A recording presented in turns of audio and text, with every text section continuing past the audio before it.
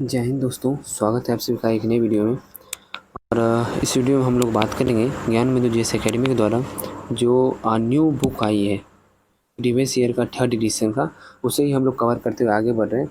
तो हम लोग पिछली वीडियो में जो है सेट नंबर 4 का क्वेश्चन नंबर 50 तक कवर किए थे और इस वीडियो में हम लोग क्वेश्चन नंबर 51 से 100 तक कवर करेंगे। चलिए आज का जो है सेट स्टार्ट करते हैं। इसका PDF टेलीग्राम पे दे दिया गया है। ठीक है, क्वेश्चन नंबर 1 है 6 सेंटीमीटर किनारे वाले एक घन की विपरीत फलकों को काले, लाल एवं हरे रंग से रंगा जाता है। ठीक है, और 1 सेंटीमीटर के घनों में काटा जाता है। तब उन घनों की संख्या जिसकी केवल एक फलक रंगीन जो कि लाल है, तो इसका हो जाएगा, देखिए छोटा घन की सतह का हो जाएगा 16 और लाल रंग वाला 2 पार्ट हो जाएगा 16 दूनी 32। इसका आंसर हो जाएगा। बहुत आसान है, रीजनिंग का क्वेश्चन है। अगर आपको इसकी जानकारी नहीं है तो इसका एक क्लास कर लीजिएगा, यूट्यूब पे किसी भी सर से कर लीजिएगा, आपको समझ में आ जाएगा। नेक्स्ट है पार्श्व या पास युग्म शब्द का सही अर्थ है। तो पार्श्व का अर्थ होता है बगल, पार्श्व का अर्थ क्या होता है बगल, और पास का अर्थ होता है बंधन। तो इसका आंसर हो जाएगा ऑप्शन नंबर सी। किस शहर में 15वें ब्रिक्स शिखर सम्मेलन 2023 की मेजबानी की गई है? तो 15वें ब्रिक्स शिखर सम्मेलन 2023 की मेजबानी डरबन में की गई है। 15वें ब्रिक्स शिखर सम्मेलन 2023 दक्षिण अफ्रीका के जोहान्सबर्ग में हुआ। पॉलीसाइथेमिया में किस प्रकार की कोशिकाओं की संख्या अधिकाधिक होती है? तो पॉलीसाइथेमिया में जो है आरबीसी कहिए या एरिथ्रोसाइट कहिए, इसकी जो संख्या है सबसे अधिक होती है। चलिए डिटेल पढ़ लेते हैं। पॉलीसाइथेमिया में एरिथ्रोसाइट यानी लाल रक्त कोशिका या रेड ब्लड सेल्स या आरबीसी। चलिए आगे अब पढ़ते हैं। तो लाल रक्त कोशिकाओं की संख्या असामान्य रूप से अत्यधिक विकसित होने लगती है, जिससे रक्त गाढ़ा हो जाता है और नियमित रक्त प्रवाह अधिक कठिन हो जाता है। पॉलीसाइथेमिया एक दुर्लभ धीमी गति से बढ़ने वाला रक्त कैंसर है, जिसे माइलोप्रोलिफरेटिव न्यूप्लाज्मा के रूप में जाना जाता है। किस नाम में जाना जाता है, इसे ध्यान रखिएगा। माइलोप्रोलिफरेटिव नियोप्लाज्मा के रूप में जाना जाता है पॉलीसाइथेमिया को। अब आ जाइए एरिथ्रोसाइट।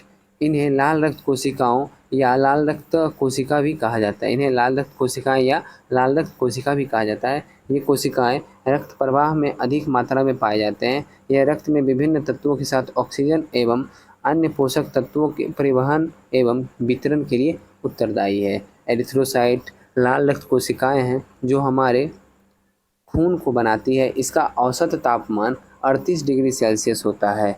यह रक्त में पोषक तत्वों के परिवहन के साथ शरीर के प्राकृतिक संतुलन बनाए रखने, पीएच की मात्रा संतुलन इत्यादि कार्य को संपन्न करते हैं। नेक्स्ट है प्लेटलेट्स। ये सूक्ष्म रंगहीन केंद्रकहीन व्यास लगभग 2.4 म्यू व्यास के होते हैं। ये अस्थि मज्जा में मैग्रा कैरियोसाइट क्या है, मैग्रा कैरियोसाइट से बनता है। किससे बनता है? मैग्रा कैरियोसाइट से जो है प्लेटलेट्स बनता है। प्लेटलेट्स ब्लड का सबसे छोटा घटक है। प्लेटलेट्स जो है ब्लड का यानी खून का यानी रक्त का सबसे छोटा घटक है का प्लेटलेट्स, जो ब्लीडिंग को नियंत्रित करता है। प्लेटलेट्स जिसे थ्रोम्बोसाइट भी कहा जाता है। प्लेटलेट्स को क्या कहा जाता है? थ्रोम्बोसाइट। प्लेटलेट्स ब्लड का सबसे हल्का कंपोनेंट होते हैं। वे ब्लड वेसल्स को दीवारों पर धकेलता है, जिससे प्लाज्मा और रक्त ब्लड सेल्स बीच में प्रवाहित होती है, जिससे प्लेटलेट्स को ब्लीडिंग को रोकने के लिए चोट तक जल्दी पहुंचने में मदद मिलता है। नेक्स्ट है प्लेटलेट्स की उत्पत्ति हड्डियाँ हाँ बोन मैरो जिसे बोलते हैं के कोमल टिश्यू में होता है। प्लेटलेट्स की उत्पत्ति जो है बोन मैरो के कोमल टिश्यू में होता है। ठीक है, वयस्कों में प्लेटलेट्स की संख्या प्रति घन मिलीमीटर, इसे भी ध्यान रखना है, प्रति घन मिलीमीटर रक्त में 2 लाख से 3 लाख तक होता है। हाँ ठीक है, 3 लाख 4 लाख भी कहीं कहीं दिखाता है प्लेटलेट्स की संख्या। 2 लाख से 4 लाख आप मान के चलिए, कहीं कहीं मैंने देखा है। और फिर न्यूट्रोफिल्स हमारे हमारे वाइट ब्लड सेल्स का एक हिस्सा है। न्यूट्रोफिल्स जो है डब्ल्यूबीसी का एक हिस्सा है। डब्ल्यूबीसी का 55 से 70% भाग जो है न्यूट्रोफिल्स होता है। ये भी क्वेश्चन पूछा गया है, इंपॉर्टेंट क्वेश्चन है। हमारे शरीर में होने वाला बैक्टीरियल एवं वायरस इन्फेक्शन के विरुद्ध सबसे पहले रिस्पॉन्ड करता है। अगर हमारे शरीर में कोई भी प्रकार का बीमारी, बैक्टीरियल या वायरस इन्फेक्शन होता है, सबसे पहले जो है न्यूट्रोफिल रिएक्शन करता है, रिस्पॉन्ड करता है। नेक्स्ट है न्यूट्रोफिल्स। क्या है? न्यूट्रोफिल्स। न्यूट्रोफिल्स का उत्पत्ति बोन मैरो में होता है। न्यूट्रोफिल्स का जीवन 24 घंटे से भी कम होता है। जब भी कोई बाहरी पैथोजेंस हमारे शरीर पर आक्रमण करता है तो सबसे पहले न्यूट्रोफिल्स उनको खाकर ख़त्म कर देता है। इस प्रक्रिया को फैगोसाइटोसिस कहते हैं। क्या कहते हैं? फैगोसाइटोसिस कहते हैं। अब है बसोफिल्स। यह एक प्रकार की डब्ल्यूबीसी वाइट ब्लड सेल्स है जो शरीर को एलर्जी, रोगजनकों एवं परजीवियों से बचाने के लिए इम्यून सिस्टम के साथ मिलकर कार्य करती है। बेसोफिल्स ब्लड फ्लो में सुधार करने और रक्त के थक्कों को रोकने के लिए एंजाइम का उत्पादन करता है। बेसोफिल्स 3 प्रकार का होता है। एक है ग्रेन्युलोसाइट, एक है मोनोसाइट्स और एक है लिम्फोसाइट्स। बेसोफिल कितने प्रकार के? 3 प्रकार के। बेसोफिल्स सेल अनूठी है। यह शरीर में अपरिचित पदार्थ को घेर कर उन्हें निगल कर नष्ट कर देती है, अतः इसे भी फैगोसाइटोसिस सेल कहा जाता है। बेसोफिल्स की अनूठी है और इसे भी क्या कहा जाता है? फैगोसाइटोसिस। किसे? इस प्रक्रिया को, वो जो निगल जाता है, निगल कर नष्ट कर देता है, उसे जो है फैगोसाइटोसिस, इस प्रक्रिया को कहा जाता है। अच्छा, नेक्स्ट क्वेश्चन है, सोडियम यौगिक का नाम बताइए जिसका उपयोग कठोर जल को मृदु करने के लिए किया जाता है। वो है धोबन सोडा। कठोर जल को मृदु करने के लिए जिसका प्रयोग किया जाता है वो है धोबन सोडा। सोडियम कार्बोनेट, धोबन सोडा, धोबन सोडा को सोडियम कार्बोनेट कहा जाता है। इसका रासायनिक सूत्र है Na2CO3 × 10H2। Na2CO3 × 10H2। साधारणतः इसे साल्वे विधि द्वारा बनाया जाता है। किस विधि द्वारा? सोडियम कार्बोनेट या धोबन सोडा को किस विधि द्वारा बनाया जाता है? साल्वे विधि द्वारा बनाया जाता है। सोडियम कार्बोनेट श्वेत क्रिस्टलीय ठोस है जो डेकाहाइड्रेट के रूप में पाया जाता है। किसके रूप में पाया जाता है? डेकाहाइड्रेट के रूप में पाया जाता है। यह जल में आसानी से घुल जाता है। सोडियम कार्बोनेट जो है धोबन सोडा जल में आसानी से घुल जाता है तथा गर्म करने पर मोनोहाइड्रेट में बदल जाता है। मोनोहाइड्रेट में कब बदलता है? जब हम इसे गर्म करते हैं तो ये मोनोहाइड्रेट में बदल जाता है। 373 केल्विन से उच्च ताप पर मोनोहाइड्रेट पूर्ण रूप से शुष्क हो जाता है एवं एक श्वेत रंग के चूर्ण में बदल जाता है, जिसे सोडा ऐश कहा जाता है। जिसे क्या कहा जाता है? Soda ash. इसका उपयोग जल में मृदुकरण, धुलाई एवं निर्मलन में, कांच, साबुन, बोरेक्स एवं कास्टिक सोडा के निर्माण में, कागज, पेंट एवं वस्त्र उद्योग में और प्रयोगशाला में गुणात्मक एवं मात्रात्मक विश्लेषण में अभिकर्मक के रूप में किया जाता है। साल्वे विधि का उपयोग पोटेशियम कार्बोनेट के निर्माण में नहीं किया जाता है। साल्वे विधि का उपयोग जो है पोटेशियम कार्बोनेट के निर्माण में नहीं किया जाता है, इसे ध्यान रखना है। सोडियम कार्बोनेट के निर्माण में किया जाता है। सोडियम क्लोराइड है NaCl। इसका मुख्य स्रोत समुद्री जल है जिसमें 2.7 से 2.9% तक लवण होता है। अपरिष्कृत नमक जो ब्राइन विलियन के क्रिस्टलीकरण से प्राप्त किया जाता है में sodium sulphate, calcium sulphate, calcium एवं मैग्नीशियम क्लोराइड अशुद्धि के रूप में होते हैं। ठीक है, अपरिष्कृत नमक जो है जो ब्राइन विलियन के क्रिस्टलीकरण से प्राप्त किया जाता है में सोडियम सल्फेट, कैल्शियम सल्फेट और कैल्शियम एवं मैग्नीशियम क्लोराइड अशुद्धि के रूप में होता है। सोडियम क्लोराइड का गलनांक जो है 1081 केल्विन है। जल में इसकी विलयता 273 केल्विन पर 36 ग्राम प्रति 100 ग्राम जल है। ठीक है, उपयोग साधारण नमक के रूप में तथा Na2O2, NaOH एवं Na2CO3 में इसका उपयोग किया जाता है। नेक्स्ट है सोडियम हाइड्रोक्साइड, कास्टिक सोडा जो कि NaOH। औद्योगिक स्तर पर NaOH का उत्पादन कास्टनर कैलनर विधि से किया जाता है।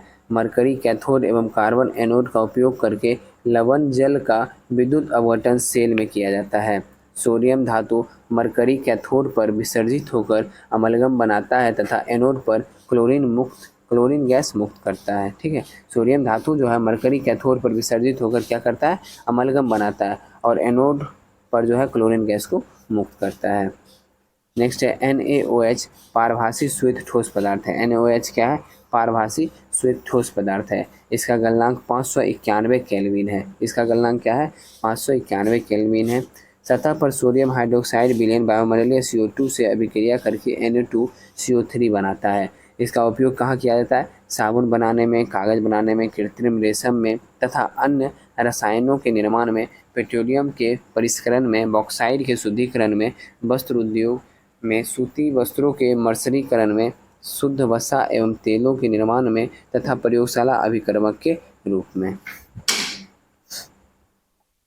Sodium hydrogen carbonate, sodium hydrogen carbonate जिसे हम लोग बेकिंग सोडा भी कहते हैं, वैसे आप लोग इसे सोडियम बाइकार्बोनेट के नाम से भी जानते होंगे, लेकिन हाइड्रोजन कार्बोनेट के नाम से भी इसे जानिए, बहुत इंपॉर्टेंट है।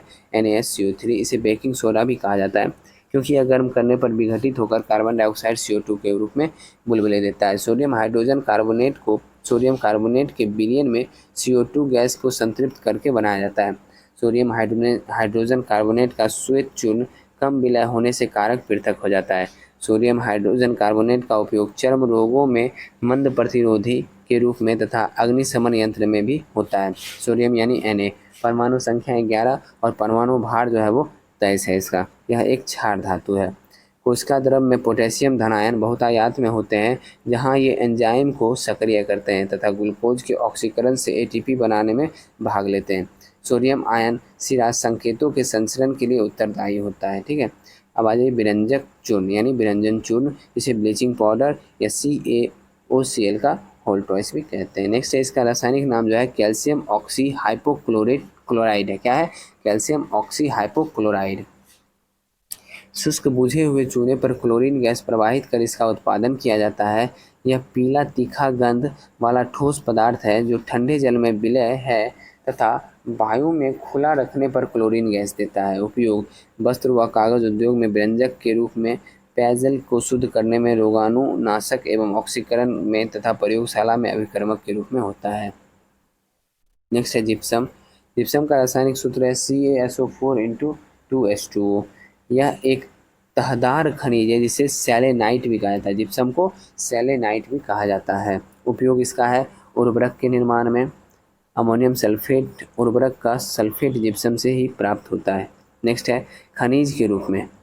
जिप्सम का प्रयोग खनिज के रूप में भी है। कृषि में भी, कांच और पेनिसिलिन के निर्माण में भी जिप्सम का उपयोग किया जाता है। अग्निशह ईंटों के निर्माण में भी जिप्सम का प्रयोग किया जाता है। सेलों के प्रकाशीय नियतांक के निर्धारण में भी जिप्सम का प्रयोग किया जाता है तथा प्लास्टर ऑफ पेरिस में जिप्सम का प्रयोग है। रंग रोगन, रासायनिक पदार्थ, गंधक का अम्ल एवं रासायनिक खाद बनाने में भी जिप्सम का प्रयोग किया जाता है। नेक्स्ट है चूना पत्थर, जिसे लाइमस्टोन के नाम से जानते हैं। यह एक अवसादी चट्टान है। चूना पत्थर जो है अवसादी चट्टान जो मुख्य रूप से कैल्शियम कार्बोनेट के विभिन्न क्रिस्टलीय रूपों जैसे कि खनिज कैल्साइट और एर्गोनाइट से मिलकर बनी होती है। कैल्शियम कार्बोनेट श्वेत रवेदार पाउडर होता है। यह जल में लगभग अविलय रहता है। 1200 केल्विन पर गर्म करने पर यह विघटित होकर कार्बन डाइऑक्साइड देता है। नेक्स्ट है इसका उपयोग संगमरमर के रूप में भवन निर्माण में, बुझे चूने के निर्माण में, विशेष रूप से अवक्षेपित CaCO3 के प्रयोग से बृहद रूप से उच्च गुणवत्ता वाले कागज के निर्माण में, एंटासिड टूथपेस्ट के अपघर्षक के रूप में, च्युइंगम के संघटक एवं सौंदर्य प्रसाधन के पूरक के रूप में, और कैल्शियम कार्बोनेट को मैग्नीशियम कार्बोनेट के साथ लोहे जैसी धातुओं के निष्कर्षण में फ्लक्स के रूप में इसका प्रयोग करते हैं। ठीक है, नेक्स्ट आगे बढ़ते हैं।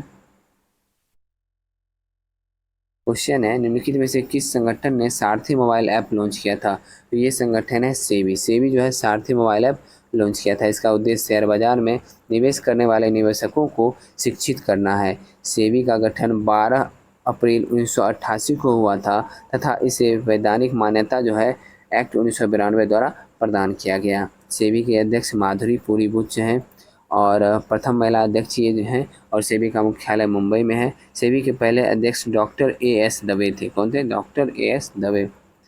नेक्स्ट है CANSO civil air navigation services organisation Asia प्रशांत सम्मेलन 2023 कहाँ आयोजित किया जाएगा? तो ये आयोजित किया जाएगा बाली, इंडोनेशिया में। ठीक है, यह वैज्ञानिक क्षेत्र से संबंधित है। निम्नलिखित में से कौन से राज्य के उच्च न्यायालय के क्षेत्राधिकार हैं? तो उच्च न्यायालय का क्षेत्राधिकार जो है वो हो जाएगा आपका प्रारंभिक क्षेत्राधिकार, अपीलीय क्षेत्राधिकार और निरीक्षण क्षेत्राधिकार। ठीक है, 1, 2 और 3 हो जाएगा। चलिए अब डिटेल पढ़ लेते हैं। उच्च न्यायालय राज्य में अपील का सर्वोच्च न्यायालय। उच्च न्यायालय राज्य में अपील का सर्वोच्च न्यायालय होता है। राज्य के उच्च न्यायालय के क्षेत्राधिकार के अंतर्गत तथा शक्तियाँ देख लीजिए। सबसे पहले हो गया मूल अधिकारिता, दूसरा हो गया रीट अधिकारिता, तीसरा है अपीलीय अधिकारिता, चौथा है निरीक्षण संबंधी अधिकारिता, अभिलेख न्यायालय की शक्तियाँ, न्यायिक पुनरावलोकन की शक्तियाँ, अधीनस्थ न्यायालयों पर नियंत्रण की शक्तियाँ। अब आ जाते हैं इसके बारे में। मूल या प्रारंभिक क्षेत्राधिकार किसे कहते हैं? ऐसे मामले सीधे उच्च न्यायालय में लाए जाते हैं जब नागरिक के मूल अधिकार के प्रवर्तन से जुड़े मामले हों। अधीनस्थ न्यायालय में यदि विधि का सारवान प्रश्न निहित है तो उस प्रश्न की व्याख्या उच्च न्यायालय करता है।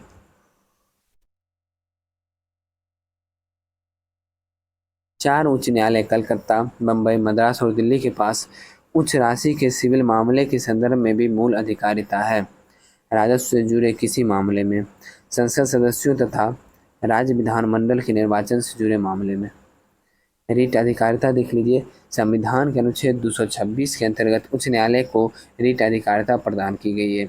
उच्च न्यायालय किसी अधीनस्थ न्यायालय, अधिकरण या राज्य के किसी प्राधिकारी को ऐसी रीटें आदेश तथा निर्देश जारी कर सकता है जो नागरिकों के मूल अधिकार के प्रवर्तन के लिए आवश्यक है।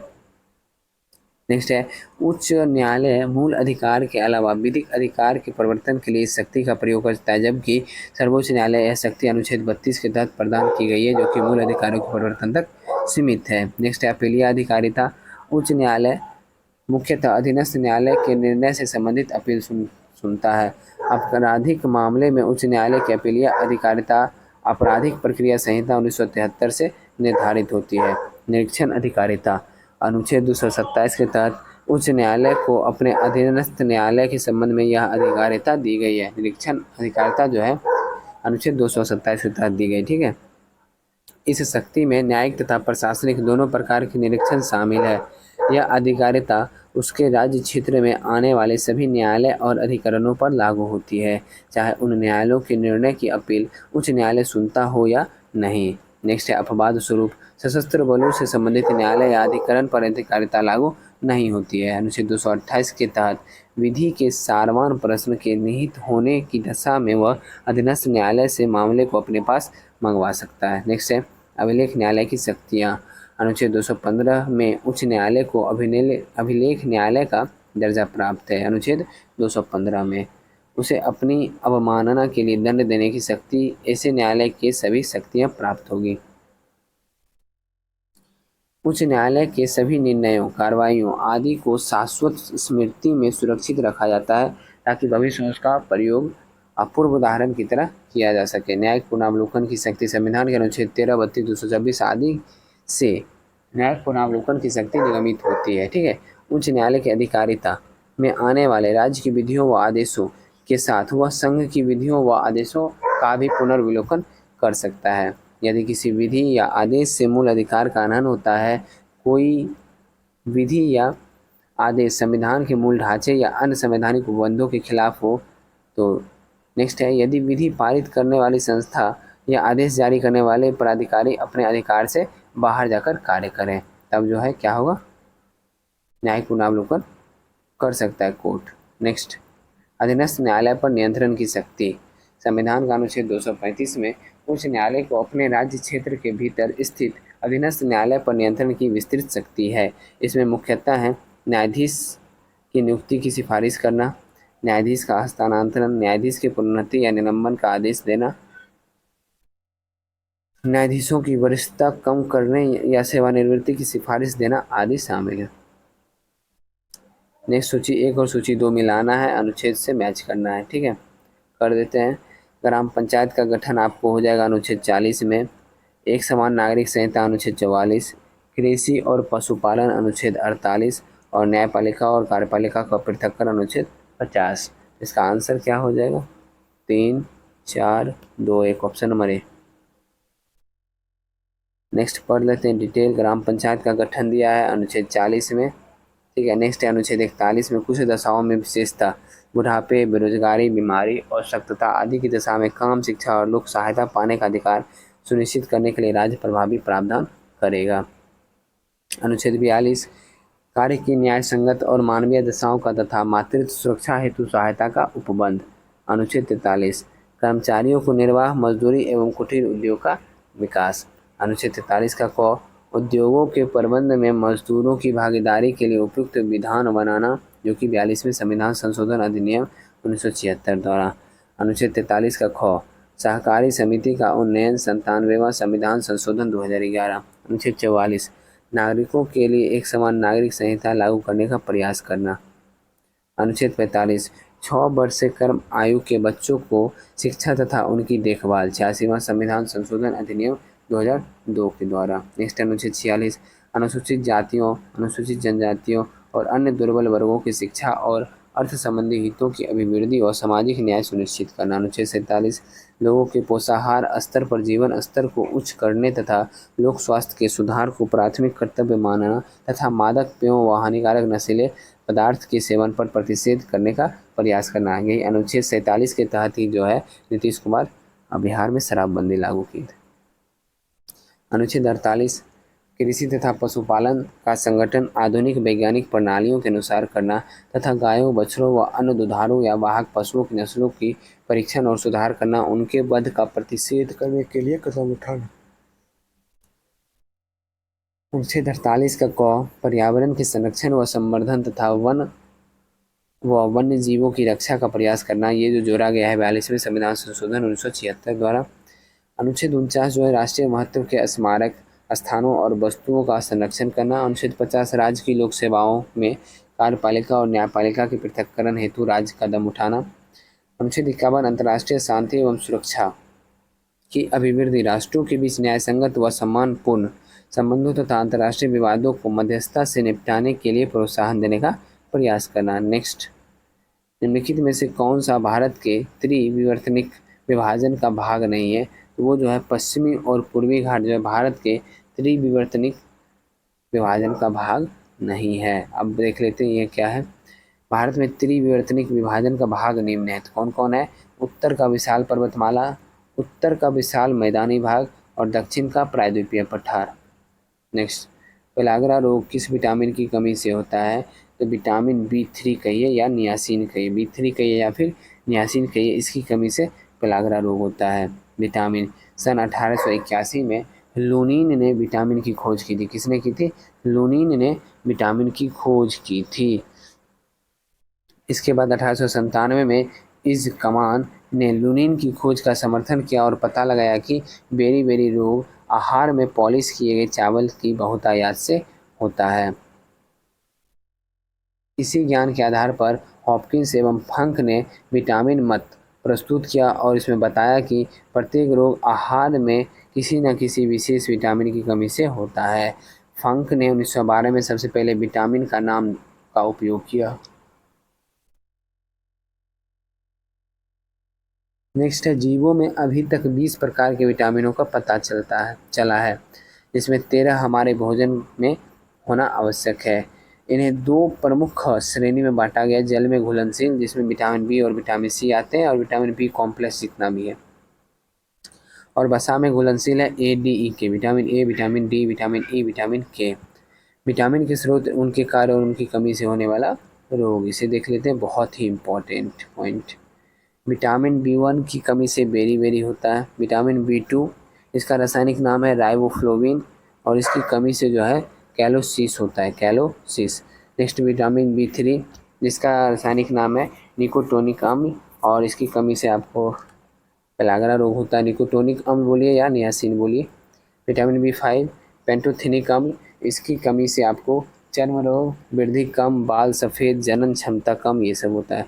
विटामिन B6 पाइरिडॉक्सिन, रक्त क्षीणता, चर्म रोग और पेशीय ऐंठन जो होता है, ये सब है। BH कहिए या B7 कहिए, तो इसे बायोटीन हो गया, चर्म रोग और बालों का झड़ना होता है। फॉलिक अम्ल B9, रक्त क्षीणता, कुठित वृद्धि होता है। और चलिए B12 साइनोकोबालामिन, तो B12 साइनोकोबालामिन हो गया, रक्त क्षीणता और तंत्रिका तंत्र में गड़बड़ियाँ होगा। Vitamin C ascorbic acid, scurvy रोग। विटामिन ए कॉर्निया व त्वचा की कोशिकाओं का सल्की। विटामिन डी कैल्सीफेरॉल, भवन रतौंधी, कुंठित वृद्धि, सूखा रोग, ऑस्टियोमलेशिया। विटामिन ई टोकोफेरॉल, जनन क्षमता की कमी, जननांग तथा पेशियों कमजोर। विटामिन के नैप्थोक्विनोन, चोट पर रक्त का थक्का न जमने से अधिक रक्तस्राव, हीमोफीलिया जिसको बोलते हैं। बंगाल की खाड़ी के सहारे तटीय मैदान का विभाग है, तो बंगाल की खाड़ी के सहारे तटीय मैदान का विभाग जो है वो है कोरोमंडल तट।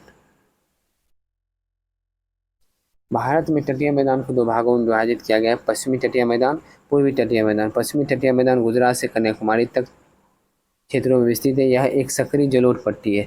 पश्चिमी तटीय मैदान के विभाग, तो जिससे कोंकण तट के अंतर्गत गुजरात से गोवा तक का तटीय मैदान आता है, कन्नड़ तट के अंतर्गत गोवा से मंगलुरु तक का, और मालाबार में मंगलुरु से कन्याकुमारी तक का। नेक्स्ट है पूर्वी तटीय मैदान, पूर्वी घाट तथा बंगाल की खाड़ी के तट के बीच निर्मित मैदान को पूर्वी तटीय मैदान कहते हैं।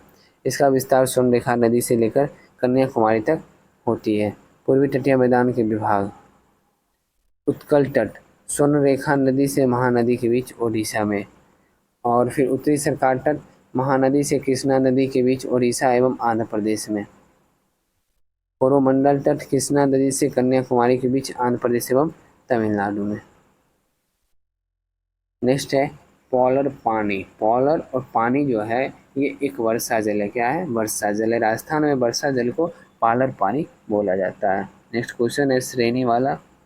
इस क्वेश्चन को आप लोग खुद से सॉल्व कीजिएगा और सॉल्व करके मुझे टेलीग्राम पे पर्सनली सेंड कीजिएगा। मैं देखूंगा आपका सॉल्यूशन। उसमें अगर कुछ सुधार करना होगा या फिर उसको कुछ शॉर्ट करके मैं बता पाऊंगा तो मैं आपको किसी पेपर पे बना के भेज दूंगा। ठीक है।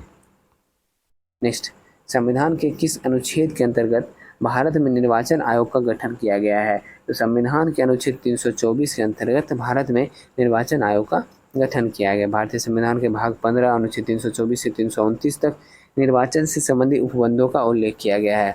भारत निर्वाचन आयोग एक स्वायत्त संवैधानिक प्राधिकरण है जो भारत में संघ एवं राज्य निर्वाचन प्रक्रियाओं का संचालन करने के लिए उत्तरदायी है। यह निकाय भारत के लोकसभा, राज्यसभा, राज्य विधानसभाओं, देश में राष्ट्रपति एवं उपराष्ट्रपति के पदों के लिए निर्वाचन का संचालन करता है। निर्वाचन आयोग का कार्य तथा कार्य प्रणाली। निर्वाचन आयोग के पास यह उत्तरदायित्व है कि वह निर्वाचन का पर्यवेक्षण, निर्देशन तथा आयोजन करवाए। वह राष्ट्रपति, उपराष्ट्रपति, संसद, राज्य विधानसभाओं का चुनाव करवाता है। ठीक है। निर्वाचक नामावली तैयार करवाता है। राजनीतिक दलों का पंजीकरण करता है। मुख्य निर्वाचन आयुक्त एवं निर्वाचन आयुक्त की नियुक्ति राष्ट्रपति द्वारा की जाती है। उनका कार्यकाल 6 वर्ष या 65 वर्ष जो पहले पूरा जाता है उतना होता है। नेक्स्ट है भारत के 25वें मुख्य चुनाव आयुक्त श्री राजीव कुमार, और निर्वाचन आयुक्त की स्थापना 25 जनवरी 1950 को की गई थी। निर्वाचन आयोग की स्थापना। भारत में प्रथम मुख्य चुनाव आयुक्त श्री सुकुमार सेन थे। अनुच्छेद 320 में जो है लोक सेवा आयोग के कार्यों का वर्णन है। अनुच्छेद 321 में लोक सेवा आयोग के कार्यों का विस्तार है। अनुच्छेद 322 में लोक सेवा आयोग के व्यय है, और 323 में लोक सेवा आयोग की रिपोर्ट है, और 325 में कोई भी व्यक्ति केवल धर्म, वर्ग, जाति, लिंग, वंश इनमें से किसी भी आधार पर निर्वाचक नामावली में शामिल होने के लिए अयोग्य नहीं होगा। अनुच्छेद 326 जो है एक सार्वभौमिक वयस्क मताधिकार को निर्वाचित सरकार के सभी स्तरों के चुनाव के आधार के रूप में परिभाषित करता है। नेक्स्ट अनुच्छेद 327 इस संविधान के प्रावधानों के अधीन संसद समय समय पर कानून द्वारा संसद के किसी भी सदन का विधानमंडल के किसी भी सदन के चुनाव से संबंधित सभी मामलों के संबंध में प्रावधान कर सकते हैं। अनुच्छेद 328 जो है राज्य विधानमंडल के चुनाव और निर्वाचन क्षेत्रों के परिसीमन के संबंध में प्रावधान करने की शक्ति दी। अनुच्छेद 329 न्यायपालिका को निर्वाचन क्षेत्रों के परिसीमन और सीटों के आवंटन पर कानूनों की वैधता की जांच करने से रोकता है। अनुच्छेद 330 अनुसूचित जाति और अनुसूचित जनजाति के लिए लोकसभा में सीटों का आरक्षण।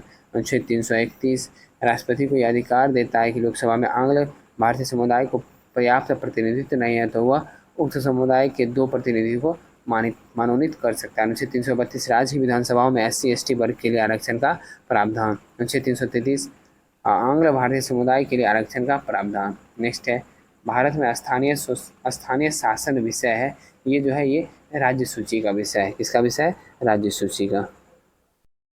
भारत में स्थानीय शासन राज्य सूची का विषय है।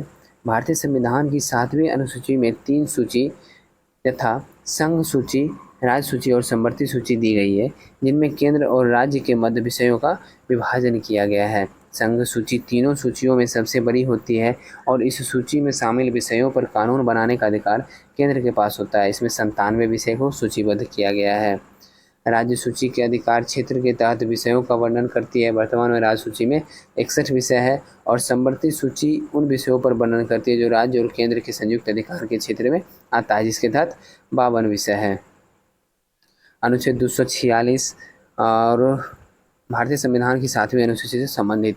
अब आ जाते हैं, पहले हम लोग केंद्र की सूची देख लेते हैं। तो केंद्र की सूची में दिया हुआ है रक्षा, ठीक है, अंतर्राष्ट्रीय संबंध, बंदरगाह, रेलवे, हाईवे, संचार, बैंकिंग, मुद्रा और विदेश नीति, ये सभी जो है केंद्र सूची हो गया।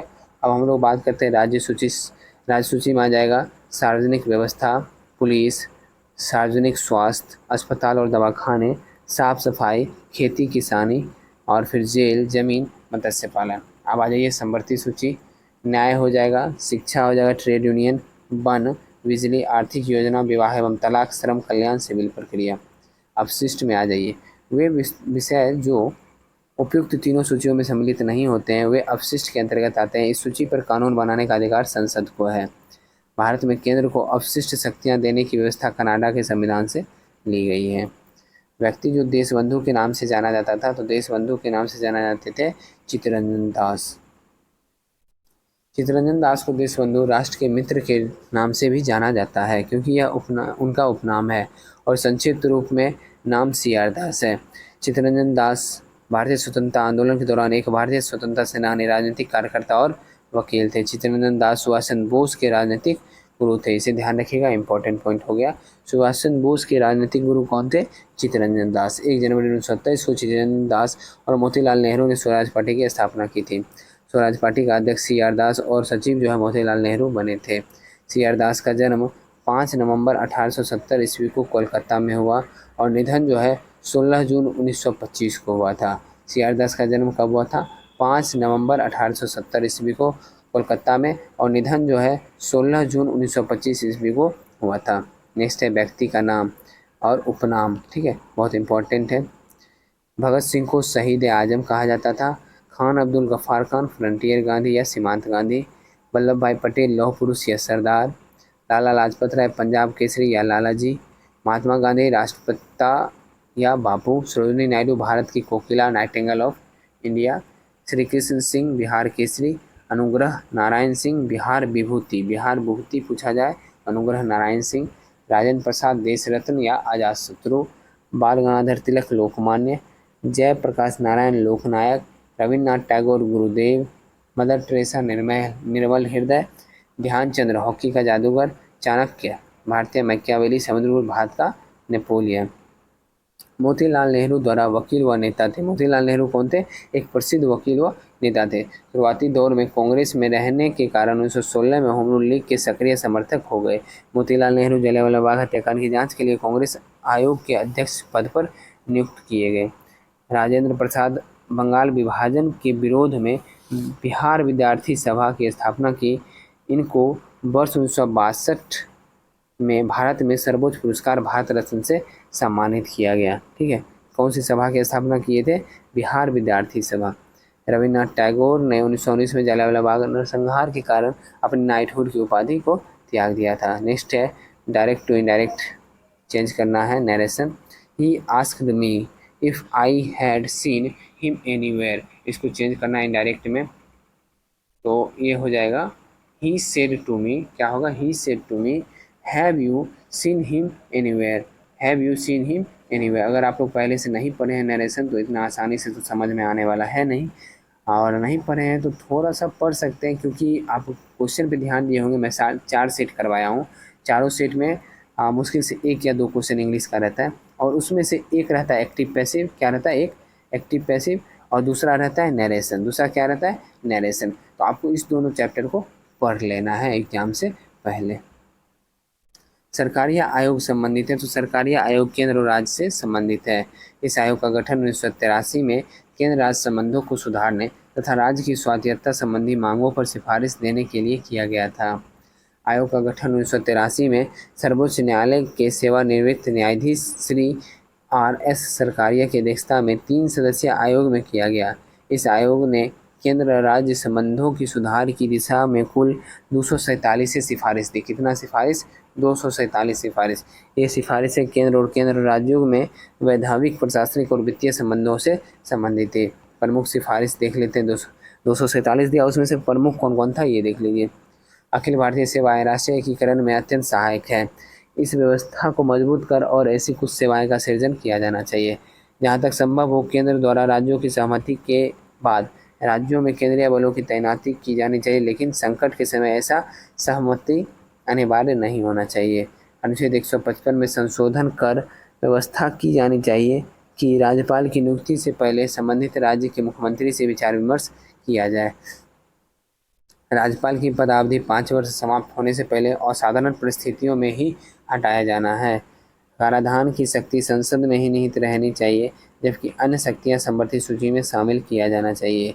अनुच्छेद 263 के तहत एक अस्थायी अंतर्राज्यीय परिषद हो, जिससे अंतर सरकारी परिषद कहा जाना चाहिए।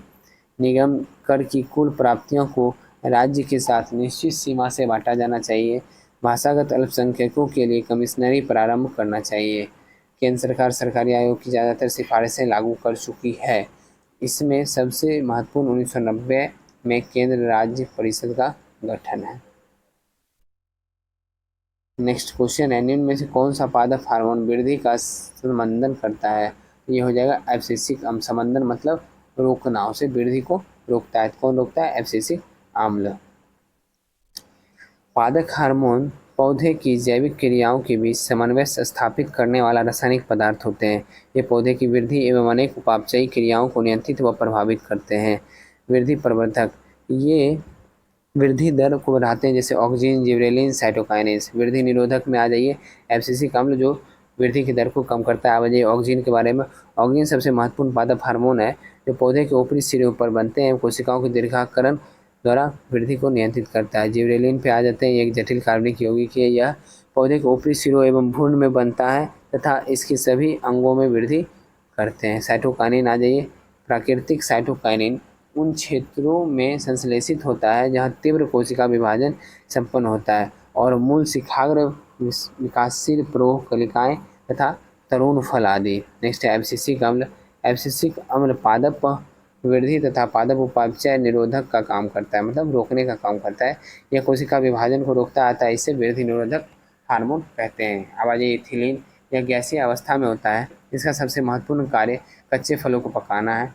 फलों के पकते समय इसकी सांद्रता बढ़ जाती है। यह वृद्धि अवरोधक हार्मोन है। नेक्स्ट है राष्ट्रीय खेल दिवस मनाया जाता है। तो राष्ट्रीय खेल दिवस जो मनाया जाता है 29 अगस्त को। कब मनाया जाता है? 29 अगस्त को। राष्ट्रीय खेल दिवस 29 अगस्त को मनाया जाता है।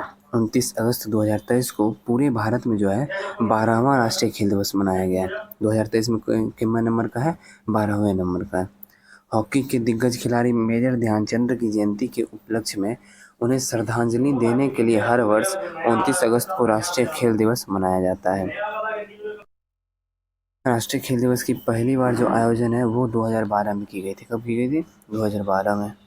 राष्ट्रीय खेल दिवस 2023 की थीम है sports and an enabler to an inclusive and fit society, अर्थात खेल समावेशी और फिट समाज के लिए एक संबल है। नेक्स्ट है मेजर ध्यानचंद का फील्ड हॉकी खिलाड़ी थे जिन्होंने वर्ष 1926 से 1949 तक अंतर्राष्ट्रीय हॉकी खेली।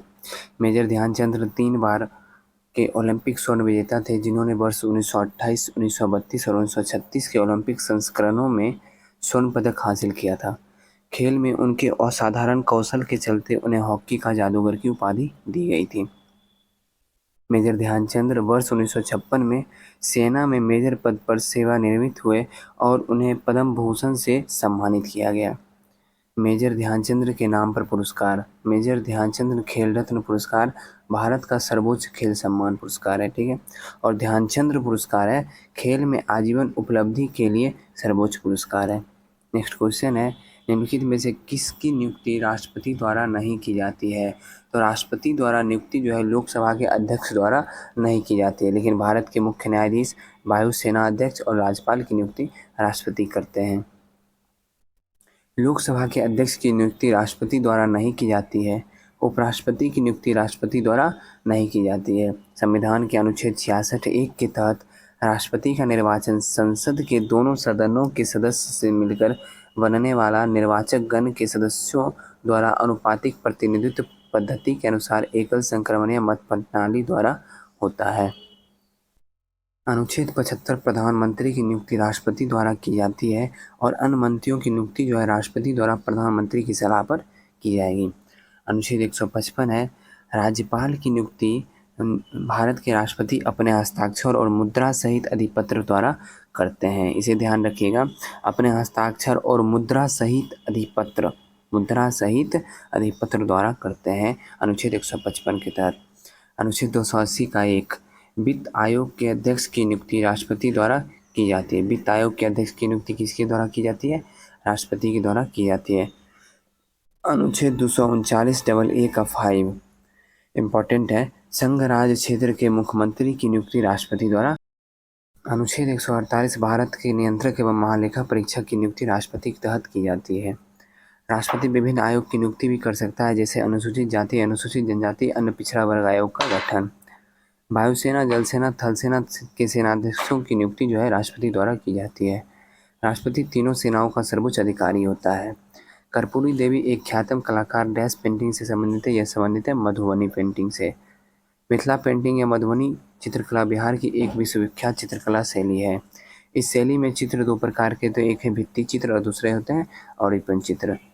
मिथिला पेंटिंग के मुख्य कलाकार पद्मश्री सीता देवी, जगदम्बा देवी, शशिकला देवी, कृष्ण कुमार कश्यप, गंगा देवी, पौआ देवी, पद्मश्री गोदावरी देवी और पद्मश्री दुलारी देवी। बिहार की इस प्रमुख चित्रकला शैली मिथिला पेंटिंग को सन 1942 में लंदन की आर्ट गैलरी में प्रदर्शनी में लगाई गई थी। भारतीय चित्रकला की एक शैली है जो 18वीं-19वीं शताब्दी में भारत बिहार में मौजूद थी, जिसे पटना कलाकारी के नाम से भी जाना जाता है। प्रमुख कलाकार हैं सेवक राम, ईश्वरी प्रसाद वर्मा, महादेव लाल, हुलास लाल, राधा मोहन बाबू, यमुना प्रसाद। इस चित्र शैली की मूलतः पुरुषों की चित्रशैली कहा जाता है। वारली पेंटिंग महाराष्ट्र की लोक चित्रकला है। वारली शब्द वायरल से लिया गया है, जिसका अर्थ जोती हुई भूमि का एक छोटा टुकड़ा होता है। कलमकारी चित्रकला दक्षिण भारत के आंध्र प्रदेश में प्रचलित हस्त निर्मित यह चित्रकला सूती कपड़ों पर रंगीन ब्लॉक से छापकर बनाई जाती है। 15वीं शताब्दी में विजयनगर शासकों के संरक्षण में इस कला का विकास हुआ था। यह कला मुख्यतः भारत और ईरान के बीच प्रचलित है। नेक्स्ट, तंजौर की भित्ति चित्र। दक्षिण भारत में सर्वाधिक महत्वपूर्ण भित्ति चित्र तमिलनाडु के तंजौर, जिसे वर्तमान में तंजावुर कहते हैं, यहीं पर है। तंजौर के राजराजेश्वर मंदिर में नृत्य करती हुई आकृति का संबंध 11वीं शताब्दी के प्रारंभ से है। 301 से 400 सीसी श्रेणी में 2023 Indian national motorcycling racing championship किसने जीता? राजीव सेतु ने जीता। जब एक पत्थर के टुकड़े को एक धागे से बांधकर क्षैतिज वर्गाकार पथ पर घुमाया जाता है तो पत्थर के टुकड़े का वेग किसी बिंदु पर होगा तो उस बिंदु की वृत्ताकार पथ के स्पर्शीय रेखा के अनुदिश होगा। धागे को छोड़ने से पहले पत्थर एक निश्चित चाल से वृत्ताकार पथ में गति करता है तथा प्रत्येक बिंदु पर उसकी गति दिशा बदलती रहती है। दिशा के परिवर्तन में वेग परिवर्तन या त्वरण सम्मिलित है, जिस बल के कारण यह त्वरण होता है, तथा जो वस्तु को वृत्ताकार पथ में गतिशील रखता है वह बल के वृत्ताकार पथ की गतिशील रखता है। वह बल केंद्र की ओर लगता है, इस बल को अभिकेंद्र बल कहते हैं। अभिकेंद्र बल की अनुपस्थिति में पत्थर एक सरल रेखा में मुक्त रूप से गतिशील होकर जाता है। यह सरल रेखा वृत्तीय पथ पर स्पर्श रेखा होगा। निम्नलिखित में से कौन रैयतवाड़ी व्यवस्था के प्रतिपादक था? तो थॉमस मोनरो जो है वो रैयतवाड़ी व्यवस्था के प्रतिपादक थे। भू राजस्व वसूलने के लिए दो व्यवस्थाएं रैयतवाड़ी एवं माहलवाड़ी थी। एक तो अस्थायी बंदोबस्त भी था, यहाँ पे 2 लिखा हुआ, इसे 3 होना चाहिए था। नेक्स्ट है किसान। आ जाते हैं रैयतवाड़ी व्यवस्था में। किसानों के साथ व्यक्तिगत रूप से किए गए लगान समझौते को रैयतवाड़ी व्यवस्था कहा गया। इस व्यवस्था के अंतर्गत ब्रिटिश भारत का 51% भूमि आई थी। 1792 में रैयतवाड़ी व्यवस्था 12 महल जिले में अब पहली बार कर्नल रीड द्वारा लागू की गई। 1820 ईस्वी में यह व्यवस्था मद्रास में लागू की गई और इसे सुचारू रूप से चलाने के लिए मुनरो को मद्रास का गवर्नर नियुक्त किया गया। 1825 में यह व्यवस्था बम्बई में लागू की गई तथा 1858 ईस्वी तक की व्यवस्था संपूर्ण दक्कन और अन्य क्षेत्रों में भी लागू कर दी गई। इस व्यवस्था की प्रमुख विशेषता निम्न थी। सरकार और किसान के बीच कोई बिचौलिया वर्ग नहीं था। भूमि का स्वामित्व किसानों को दिया गया, जिससे वे भूमि का विक्रय कर सकते थे एवं गिरवी रख सकते थे।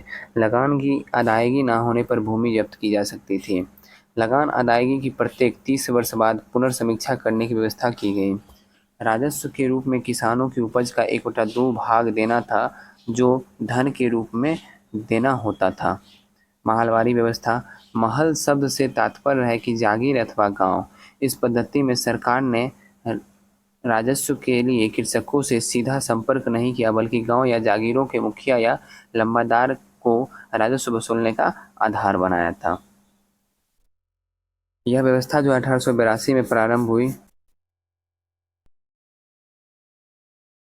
यह व्यवस्था गंगा की घाटी, आधुनिक पश्चिमी उत्तर प्रदेश, मध्य भारत में कुछ भाग तथा तत्कालीन संपूर्ण पंजाब में लागू की गई थी।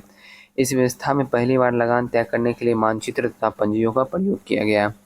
इस व्यवस्था का जन्मदाता हॉल्ट मैकेंजी था। 1833 ईस्वी में मार्टिन बर्ड तथा जेम्स टॉमसन के बंदोबस्त में यह अपने सबसे अच्छे रूप में सामने आई। इस व्यवस्था में प्रारंभ में लगान उत्पादन का 2/3 भाग था। इसे घटाकर 1/2 भाग यानी 50% कर दिया गया। लॉर्ड कॉर्नवालिस भारत में नागरिक सेवा का जनक माना जाता है। इसने 1793 ईस्वी में प्रसिद्ध कॉर्नवालिस कोड का निर्माण करवाया, जो शक्तियों के पृथक्करण पर आधारित था। इसने 1793 ईस्वी में अस्थायी बंदोबस्त की पद्धति लागू की, जिसके तहत जमींदारों को अब भू राजस्व का लगभग 90% यानी 10/11 भाग कंपनी को तथा लगभग 10% 1/11 भाग अपने पास रखना था। सर जॉन शोर हस्तक्षेप नीति अपनाई थी। इसी के कार्यकाल के दौरान 1795 ईस्वी में बंगाल नियम 21 के तहत नवजात कन्याओं की हत्या के लिए किए जाने को बाकी हत्याओं के समान ही अपराध घोषित कर दिया गया था, सर जॉन शोर के समय में। अब आ जाइए वारेन हेस्टिंग। राजकीय कोषागार को मुर्शिदाबाद से हटाकर कलकत्ता लाया। इनके कार्यकाल में सदर फौजदारी अदालत में नाइब निजाम, मुख्य काजी, मुफ्ती और 3 मौलवियों की सलाह से न्याय करते थे। इनके कार्यकाल में 1780 में भारत का पहला समाचार पत्र द बंगाल गजट का प्रकाशन जेम्स ऑगस्टस हिक्की ने किया था। सुरक्षा प्रकोष्ठ की नीति वारेन हेस्टिंग्स से संबंधित है। नेक्स्ट क्वेश्चन है, भारत में सूक्ष्म वित्तीय कंपनी, गैर बैंकिंग वित्तीय कंपनियां का एक प्रकार जो है का विनियामक प्राधिकरण कौन है? तो इसका विनियामक प्राधिकरण भारतीय रिजर्व बैंक है। गैर बैंकिंग वित्तीय कंपनी को छाया बैंक भी कहा जाता है, यानी शैडो बैंक भी कहा जाता है।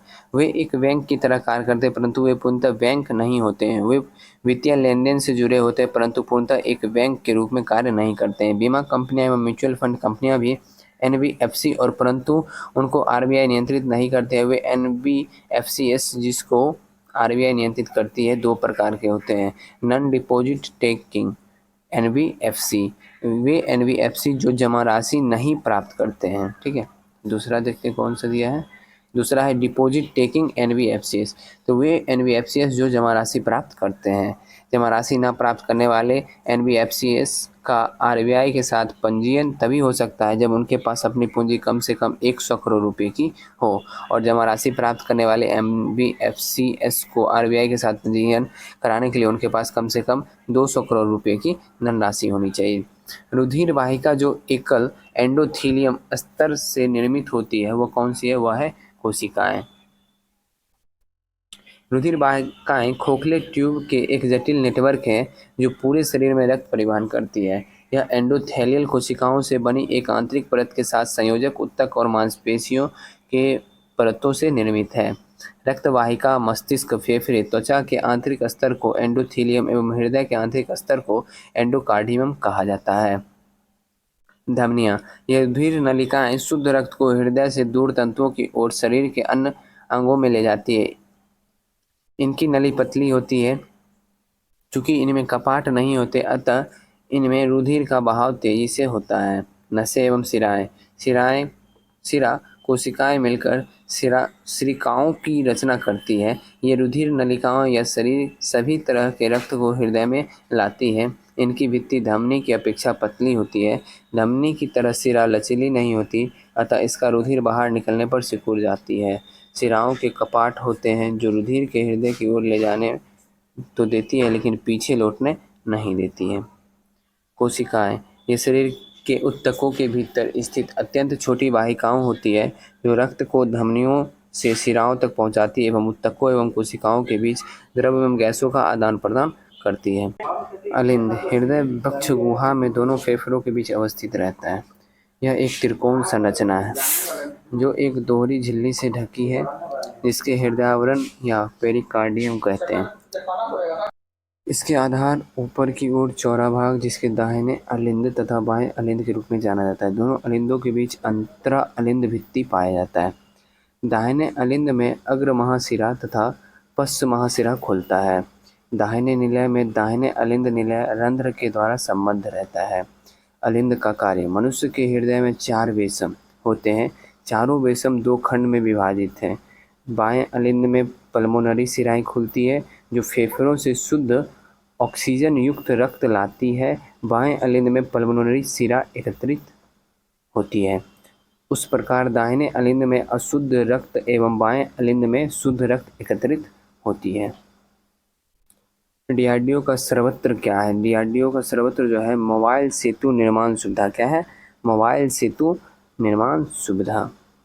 सर्वत्र अत्याधुनिक प्रणाली 8x8 टाट्रा वाहन पर बनाई गई है। यह 100 मिनट के भीतर 15 मीटर के चरणों में 75 मीटर तक की गीली या सूखी बाधाओं से निपटने के लिए सभी प्रकार के सैन्य यातायात के लिए बहुमुखी ब्रीजिंग समाधान प्रदान करता है। इसका उपयोग बाढ़ और भूकंप जैसी प्राकृतिक आपदाओं के दौरान आपातकालीन पुल के रूप में किया जाता है। Next, global gender gap report dash के द्वारा जारी की जाती है। तो ये जारी किया जाता है वर्ल्ड इकोनॉमिक फोरम के द्वारा। विश्व आर्थिक मंच की स्थापना 1971 में जिनेवा में हुई थी। WEF वैश्विक क्षेत्रीय और उद्योग जगत की परियोजनाओं को आकार देने हेतु व्यापार, राजनीतिक, शिक्षा क्षेत्र और समाज के अन्य प्रतिनिधियों को शामिल करके विश्व की स्थिति में सुधार करने के लिए प्रतिबद्ध है।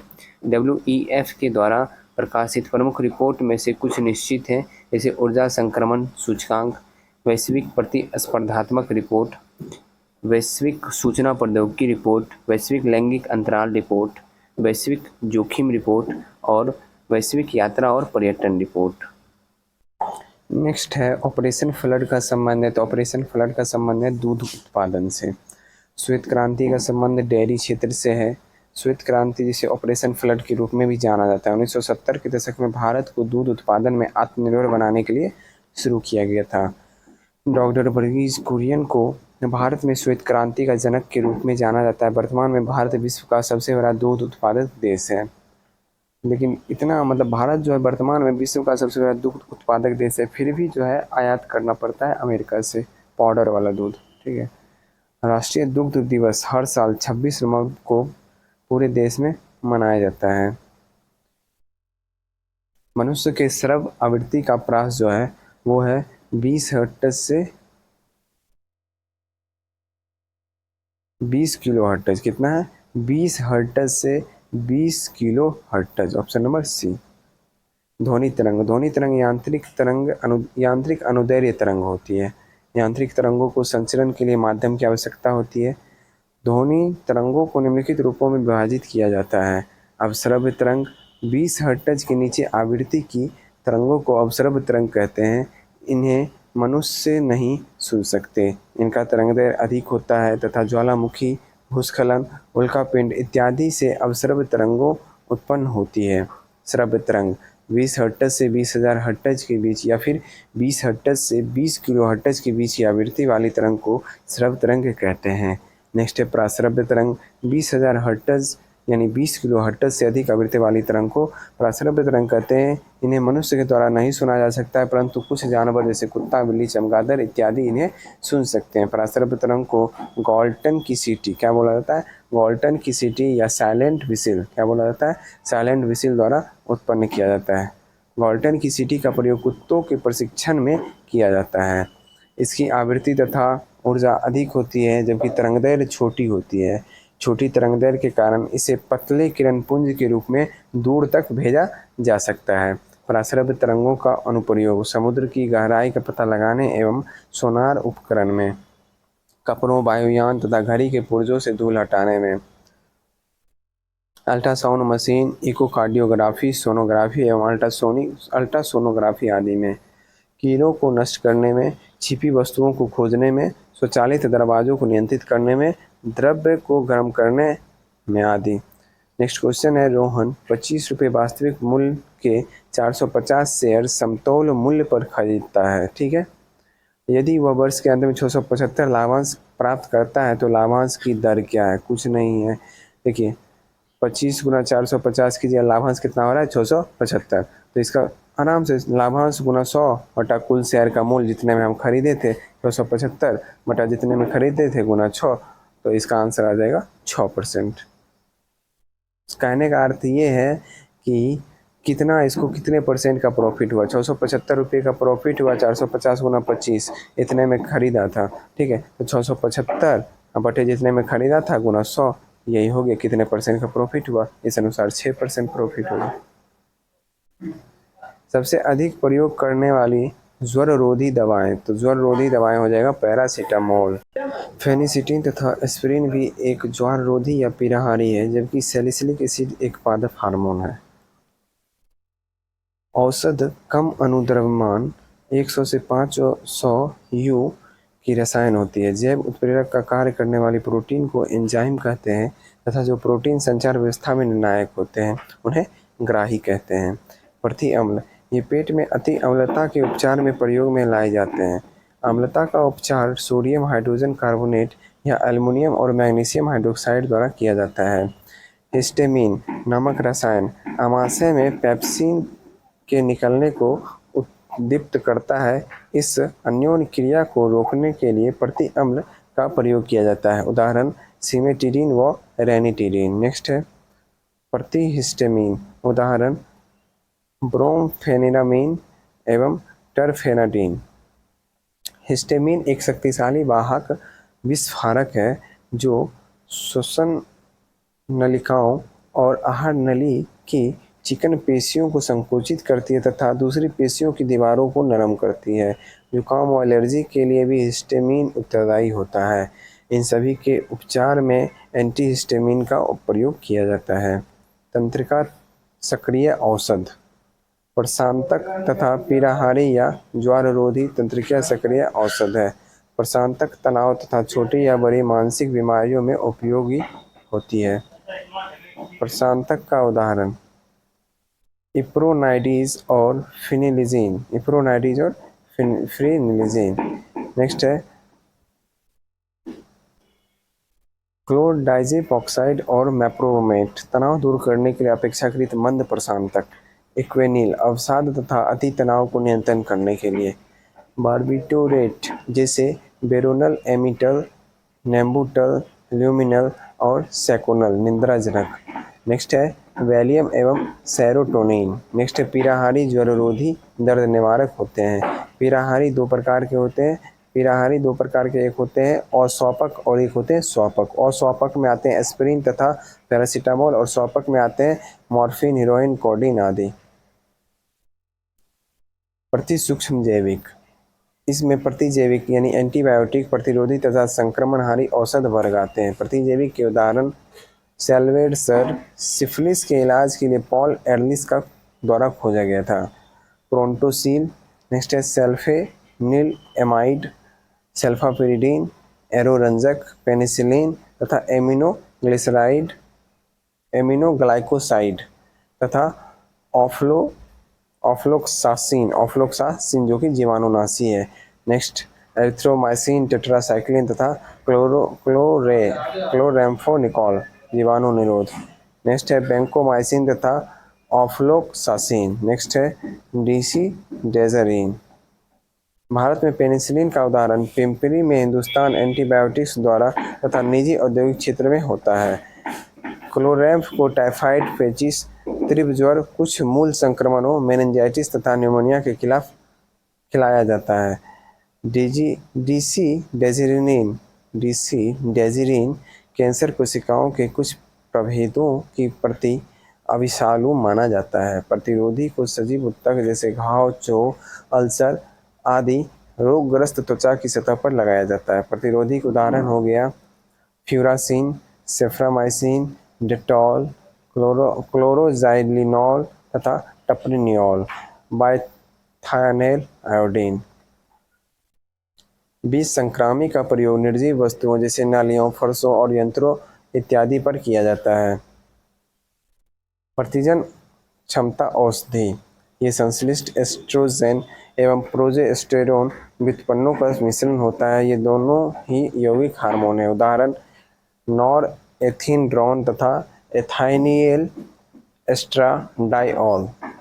नेक्स्ट क्वेश्चन है, निम्न में से कौन एक गैर सदस्य के रूप में संसद के किसी सदन की कार्रवाई में भाग ले सकता है? वो है भारत का महान्यायवादी। भारत का महान्यायवादी एक गैर सदस्य के रूप में भारत के किसी भी संसद में कार्यवाही में भाग ले सकता है। संविधान के अनुच्छेद 76 के अंतर्गत भारत के महान्यायवादी के पद का प्रावधान किया गया है।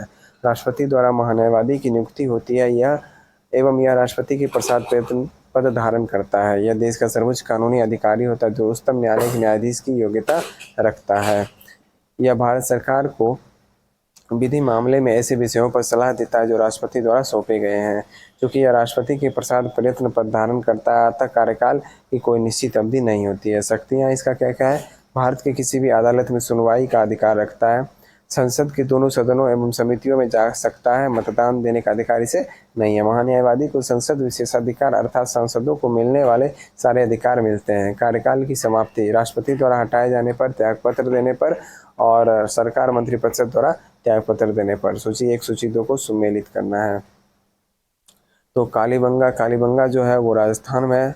सुरकोटदा जो है वो भुज या कच्छ यानी गुजरात में है। कोट दीजी ये आपको हो जाएगा सिंध में और बनवाली हरियाणा में। फिर से मैच कर लेते हैं, कालीबंगा राजस्थान, सुरकोटदा भुज या कच्छ, कोट दीजी हो गया सिंध और बनवाली हो गया Haryana. 3, 1, 2, 4 option number B.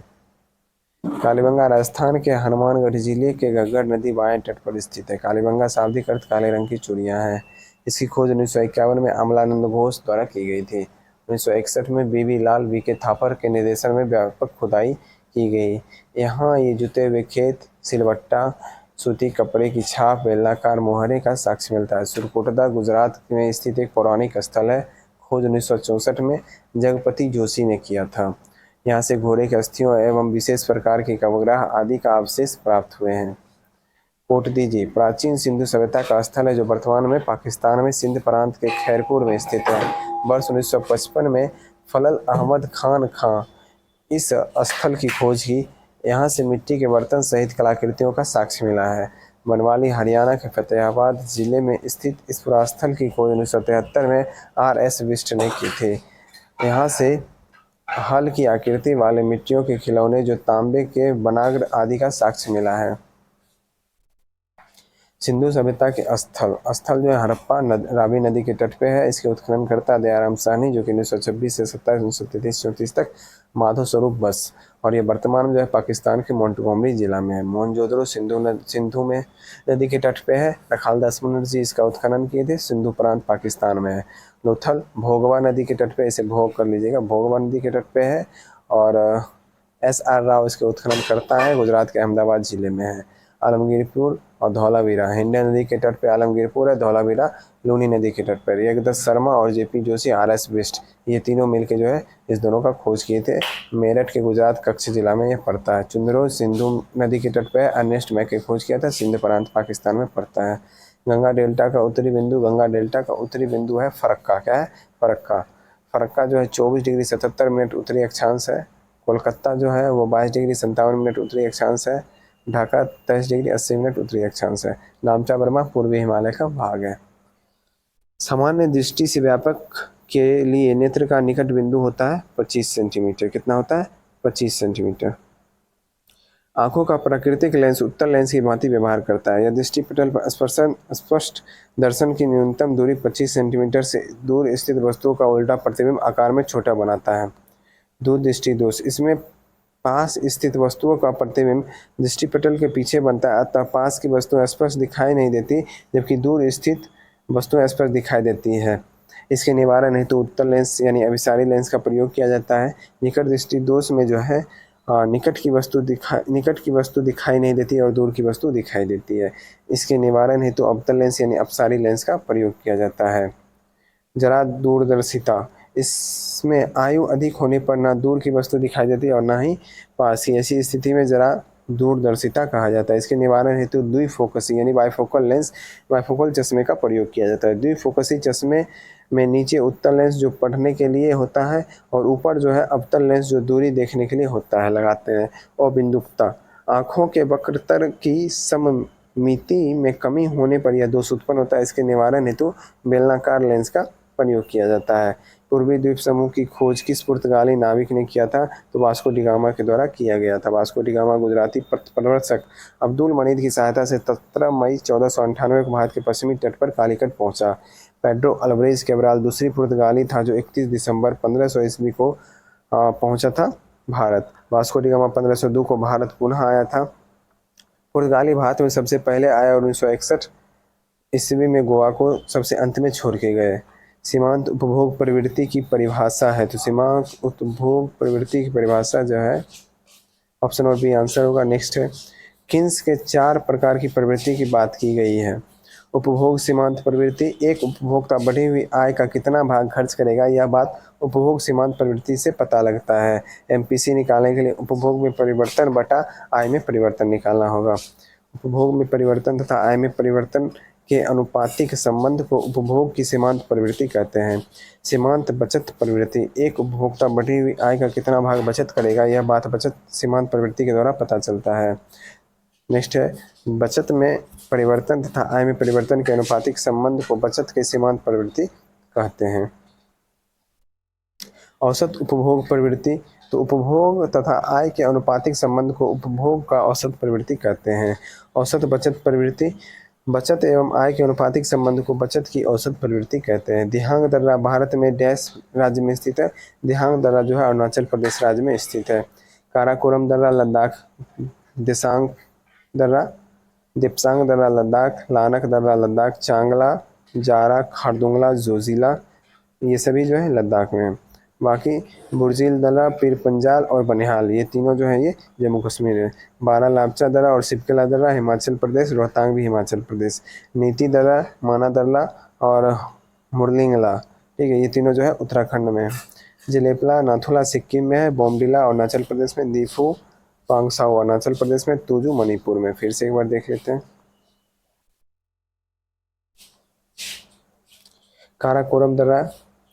Karakoram दर्रा, देपसांगला दर्रा, लानकला दर्रा, चांगला दर्रा, जारा दर्रा, खारदुंगला दर्रा और जोजिला दर्रा ये सभी जो है ये लद्दाख में है। बुर्जिला दर्रा, पीर पंजाल दर्रा और बनिहाल दर्रा ये सभी जो है ये तीनों जम्मू कश्मीर में है। बारा लापचा दर्रा, सिपकिला दर्रा हिमाचल प्रदेश में और रोहतांग दर्रा भी हिमाचल प्रदेश में। नीति माना लेक, नीति दर्रा, माना दर्रा और मुरलिंगला दर्रा ये तीनों जो है उत्तराखंड में। जलेपला और नाथुला सिक्किम में है। बोमडिला दर्रा और दीफू दर्रा, पांगसाउ दर्रा अरुणाचल प्रदेश में। तीजू दर्रा जो है तुजू दर्रा मणिपुर में। पादप जिसका उपयोग बायोडीजल के रूप में किया जाता है, तो पादप जिसका उपयोग बायोडीजल के रूप में किया जाता है बताइए। करंज, महुआ, जेट्रोफा, अरंडी ये सभी का प्रयोग जो है बायोडीजल के रूप में किया जाता है। बायोडीजल जैविक स्रोतों से प्राप्त डीजल के जैसा ही गैर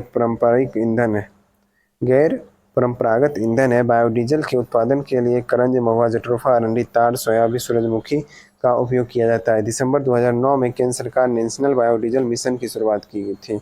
हून किस भारतीय राज्य में मनाया जाने वाला एक सांस्कृतिक त्यौहार है? तो यह जो है यह मणिपुर में मनाया जाने वाला एक सांस्कृतिक त्यौहार है। हून थाडो सांस्कृतिक महोत्सव 2023 का 5वां संस्करण मंगलवार को मणिपुर के कांगपोकपी जिले में थॉमस ग्राउंड में शुरू हुआ।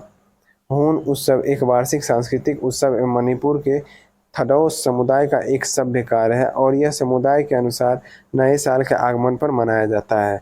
असम में मनाए जाने वाले प्रमुख त्यौहार हैं बिहू, बोईखो, अम्बुबासी मेला एवं जोनबिल मेला आदि। मेघालय के त्यौहार साद संकरा बंगला महोत्सव, नोंगक्रेम महोत्सव। त्रिपुरा के त्यौहार निर्महल त्यौहार, खारची त्यौहार और गरिया पूजा आदि। नेक्स्ट क्वेश्चन है एक पूर्ण प्रतिस्पर्धा बाजार में निम्नलिखित विशेषताएं हैं, तो ये विशेषताएं कौन कौन सी हैं? ये विशेषताएं बड़ी बाजार में बड़ी संख्या में खरीदार विक्रेता शामिल है, सही है। सभी फर्म समरूप वस्तुएं बनाती है, सही है। प्रत्येक खरीदार और विक्रेता एक मूल्य लेने वाला है, सही है। 1, 2 और 3 तीनों सही है।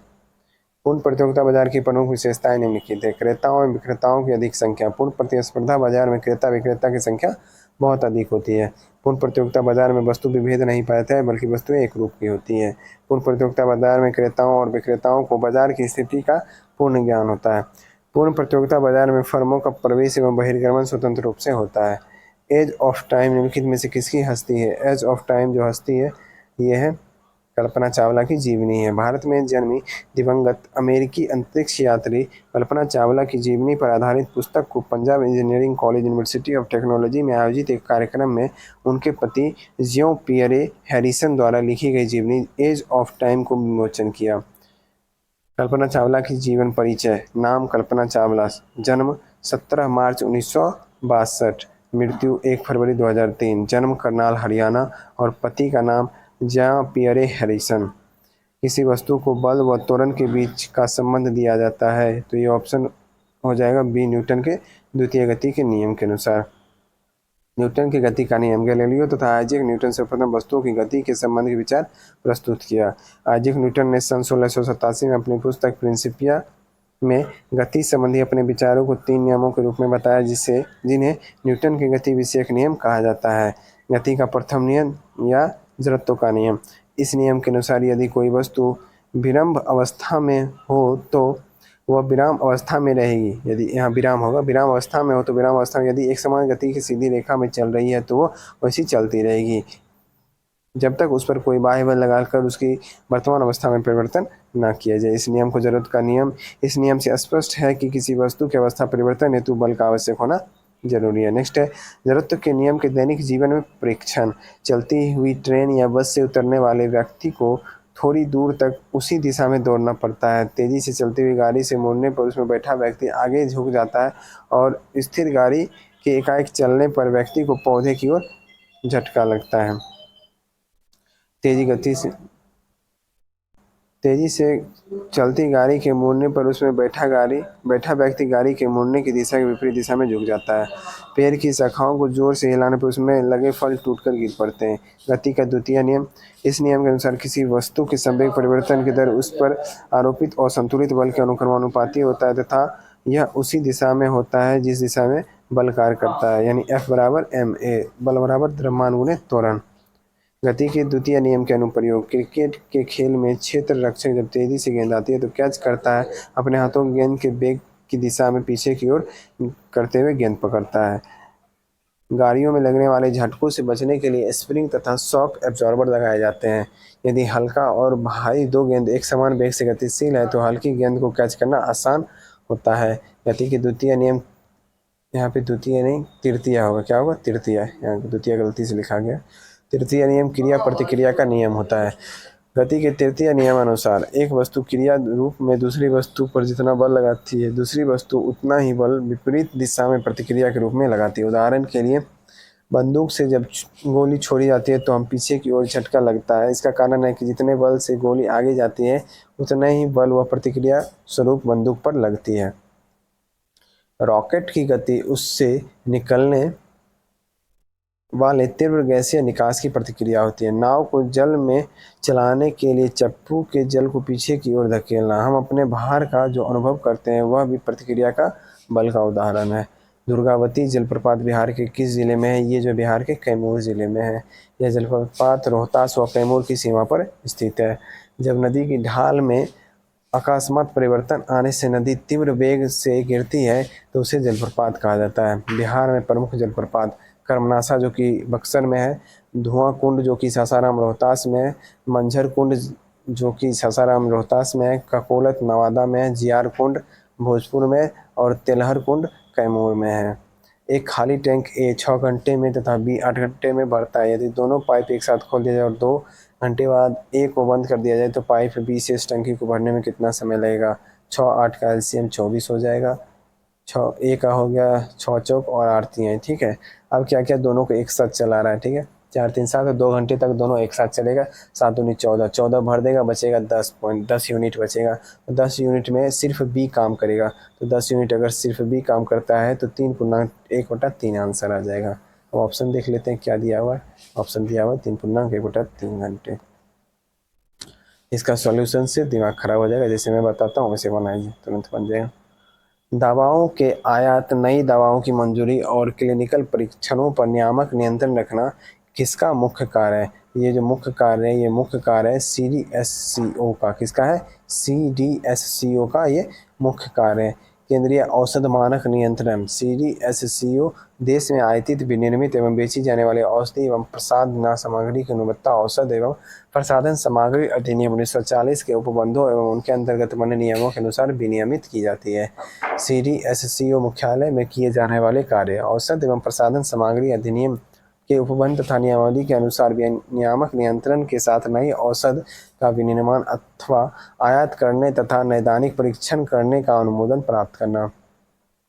औषध एवं चिकित्सा युक्तियों को ऐसे विदेशी विनिर्माताओं का पंजीकरण जिनके उत्पादों का देश के आयात किया जाता है तथा देश में औषध एवं चिकित्सा युक्तियों का आयात करने के लिए लाइसेंस प्रदान करना तथा देश के आयातित इन उत्पादों की गुणवत्ता विनियामक नियंत्रण रखना। जांच, परीक्षण एवं विश्लेषण के प्रयोजनार्थ औषधि के आयात के लिए टेस्ट लाइसेंस प्रदान करना। सरकारी अस्पताल अथवा चिकित्सालय संस्थाओं एवं उनके रोगियों का इस्तेमाल के लिए औषध का आयात करने के लिए लाइसेंस प्रदान करना। इस अधिनियम के संचालन में देश भर में एक रूपता सुनिश्चित करने के लिए औषध परामर्शदात्री समिति की बैठक बुलाना। औषधि की गुणवत्ता नियंत्रण से संबंधित विभिन्न मुद्दों के संबंध में कार्यशालाएं एवं प्रशिक्षण कार्यशालाएं एवं प्रशिक्षण कार्यक्रम आयोजित करना। लास्ट क्वेश्चन है, निम्नलिखित में से कौन सा क्षेत्र सार्वजनिक क्षेत्र का उदाहरण है? सार्वजनिक क्षेत्र का उदाहरण रेलवे है। सार्वजनिक क्षेत्र में जो संगठन होते हैं उनकी स्वामी सरकार होती है और सरकार ही उनका प्रबंधन करते हैं। उदाहरण रेलवे, डाक, तार विभाग आदि। निजी क्षेत्र राष्ट्रीय अर्थव्यवस्था का एक हिस्सा है जो सरकार के स्वामित्व में नहीं है। वे कंपनियां या उद्यमियां के माध्यम से अपना संचालन करते हैं जो मुख्य रूप से लाभ कमाने और ग्राहक की संतुष्टि पर ध्यान केंद्रित करते हैं। निजी क्षेत्र की कंपनियां आमतौर पर राज्य के स्वामित्व तथा नियंत्रण से मुक्त होती है, जिससे Reliance industries, Samsung, TISCO, Hindustan Unilever आदि। तो आज का सेट यही समाप्त हो गया। आशा करता हूँ सीट पसंद आया होगा। सीट पसंद आया वीडियो को लाइक कर दीजिए, चैनल पे आया है चैनल को सब्सक्राइब कर लीजिए और अपने दोस्तों को जरूर शेयर कीजिए। आप लोग जितना सपोर्ट करेंगे उतना जल्दी जल्दी वीडियो आती रहेगा। आप लोग का सपोर्ट थोड़ा डाउन हो गया था, मेरा भी मोटिवेशन डाउन हो गया था, जिसकी वजह से एक दिन वीडियो नहीं आ पाया। ठीक है, तो चलिए मिलते हैं नेक्स्ट वीडियो में। जय हिंद।